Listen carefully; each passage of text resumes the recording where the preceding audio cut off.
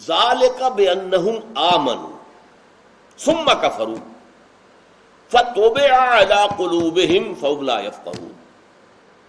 یہ سب کچھ کس لیے ہوا کہ یہ ایمان تو لائے تھے. اب نوٹ کر لیجئے، میں نے کہا تھا کہ وہ جو شعوری منافق ہوتا ہے، وہ جیسے مثال ہم نے سورہ آل عمران میں دیکھ لی کہ یہودیوں کے کچھ علماء نے طے کیا کہ ایمان کی ساکھ کو ختم کرنے کے لیے یوں کرو کہ صبح ایمان لاؤ، سارا دن محمد کی صحبت میں رہو صلی اللہ علیہ وسلم، شام کو مرتد ہو جاؤ، بھائی دیکھ لیا ہم نے قریب جا کر کچھ نہیں ہے، یہ دور کے ڈھول سہانے ہیں.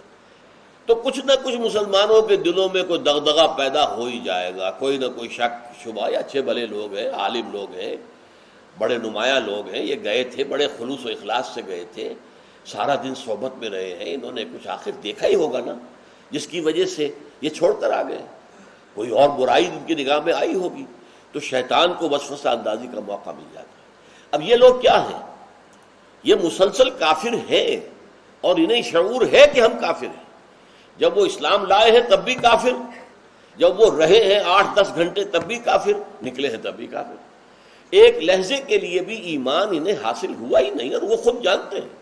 جیسے کہ میں نے عرض کیا تھا کہ پاکستان میں خاص طور پر یہ سیالکوٹ کی سرحد جو ہے قریب کی، اس میں کئی مواقع ایسے ہوئے ہیں کہ کوئی ہندو کوئی جو ہے وہ آیا ہے جاسوس بن کر، داڑھی بڑھا کر اور نماز یاد کر کے، کچھ مسائل بھی یاد کر کے، اور آ کر دیہات کی کسی گاؤں کے اندر جو سرحدی دیہات ہے اس کی مسجد میں امام بن کر رہا ہے سال ہر سال، اور کر رہا ہے جاسوسی. اسی مسجد کے کسی کونے میں کہیں پر اس نے وہ اپنا ٹرانسمیٹر رکھا ہوا ہے اور ساری اطلاعات جو ہے وہ اکراس دی بارڈر پہنچا رہا ہے. بعد میں پکڑا گیا. ظاہر بات ہے یہ شخص بھی جانتا ہے کہ میں اسلام نہیں لایا، میں ایمان نہیں لایا، میں نے تو یہ لبادہ اوڑھا ہوا ہے جاسوسی کے لیے. یہ ہے شعوری نفاق. اب غیر شعوری نفاق کیا ہے کہ ایمان تو لائے تھے اور ایمان لاتے وقت کوئی دھوکہ دینے کی نیت نہیں تھی. ایمان انہوں نے قبول کیا تھا صاف دلی کے ساتھ، نیک دلی کے ساتھ، خلوص کے ساتھ. لیکن اصل میں کیا تھا؟ بیماری تھی ان کے اندر ایک. وہ بیماری ہے ضعف ارادہ، استقامت، ہمت، مردانگی، اس کی کمی ہے. لہذا جب تک تو معاملہ چلتا رہے ٹھنڈا ٹھنڈا ٹھنڈا ٹھنڈا، تو اس وقت تک تو چل رہے. نماز پڑھنے میں کوئی حرج نہیں ہے، پڑھ لیں گے. روزہ رکھنے میں بھی کوئی تکلیف نہیں ہے، رکھ لیں گے. اور یہ کہ دینی ہی پڑی زکوٰۃ تو چلو تھوڑا سا پیسہ ہے دے لیں گے. لیکن جب آتا ہے انفاق کا مطالبہ، لگاؤ اللہ کی راہ میں، اب ایک کرائسس ہے جس سے کہ اسلام اور اہل اسلام جو ہے وہ دو چار ہیں. خرچ کرو، تجوریوں کے دروازے کھولو.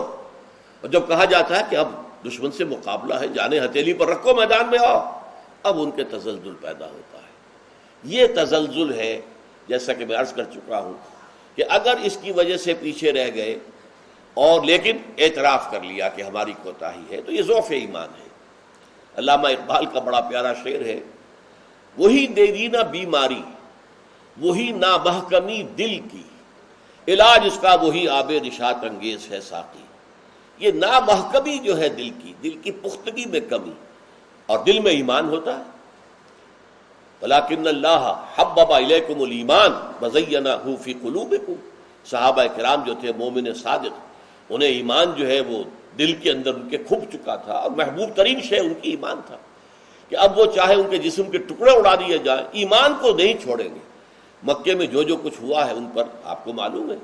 لیکن یہ کہ ان میں سے کوئی ایک بھی نہیں ہے کہ جس نے اس ٹارچر، اس پرسیکیوشن، اس تشدد کے بعد کی وجہ سے اسلام سے دستبرداری اختیار کی. اسلام پر جو میرے جان چاہتی ہے چلی جائے.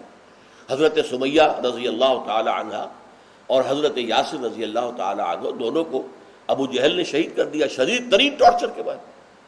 پیچھے ہٹنے کے سوال نہیں. یہ تو ہے اہل ایمان کا صادق الایمان.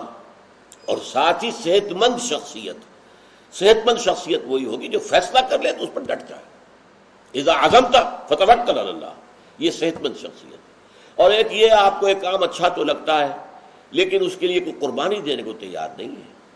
بات تو اچھی ہے لیکن یہ کہ اس سے نقصان کوئی نہ مجھے ہو جائے.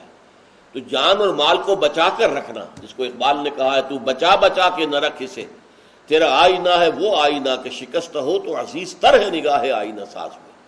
لیکن بچ بچ کر چلنا، اس کا سورہ حج کے اندر بھی نقشہ کھینچا گیا ہے. وَمِنَ النَّاسِ مَن يَعْبُدُ اللَّهَ عَلَى حَرْفٍ فَإِنْ أَصَابَهُ خَيْرٌ اطْمَأَنَّ بِهِ وَإِنْ أَصَابَتْهُ فِتْنَةٌ انقلب عَلَى وَجْهِهِ خَسِرَ الدُّنْيَا وَالْآخِرَةَ. اور اہل ایمان میں سے ایسے بھی ہیں لوگوں میں سے جو کنارے کنارے چلتے ہیں، مجدھار میں کودنے کو تیار نہیں. مجدھار میں کودیں گے تو جان کا خطرہ ہے. کنارے کنارے جہاں پانی جو ہے وہ بڑا شیلو ہے وہاں چل رہے ہیں. پھر اگر خیر رہے، خیریت رہے تو بڑا آگے بڑھیں گے، بڑھ بڑھ کے دعوے بھی کریں گے. لیکن اگر کہیں کوئی تکلیف، کوئی فتنہ، کوئی آزمائش آ گئی، وہ منہ گر پڑتے ہیں. یہ ہے خسرت دنیا والآخرہ، دنیا اور آخرت دونوں کا خسارہ.